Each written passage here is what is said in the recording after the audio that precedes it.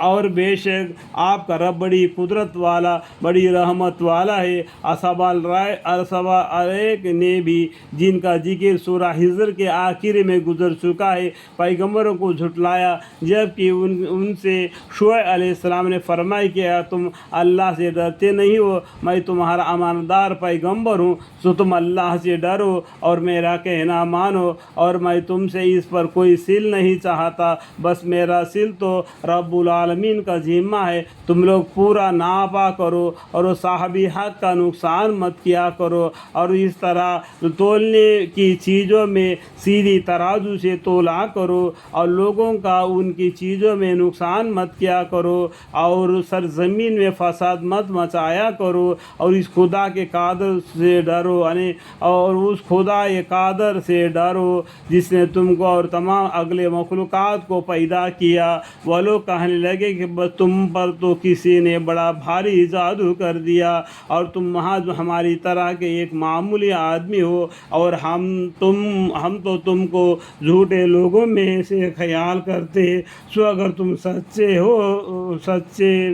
سچے میں سے ہو تو ہم پر آسمان کا کوئی ٹکڑا گرا دو۔ اس طریقے سے یہ لوگ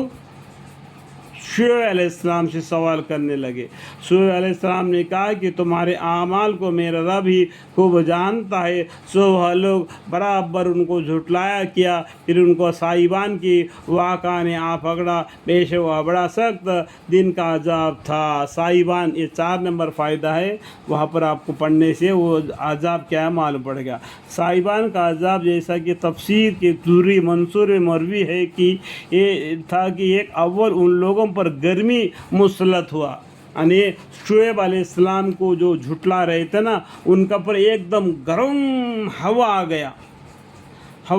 دوری منصور میں مروی ہے، یہ تھا کہ اول ان لوگوں پر گرمی مسلط ہوئی، پھر ایک آبر نمردار ہوا، اس کے بعد میں ایک آسمان نمردار ہوا جس سے ٹھنڈی ہوا آتی تھی،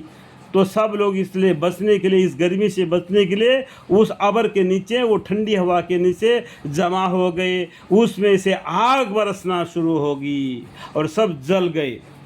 سب میں سائبان کا عذاب سمجھ میں 4 نمبر فائدہ ہے۔ تو دبی ہوئی بات ہے نا، بازو میں لکھے ہوتا ہے،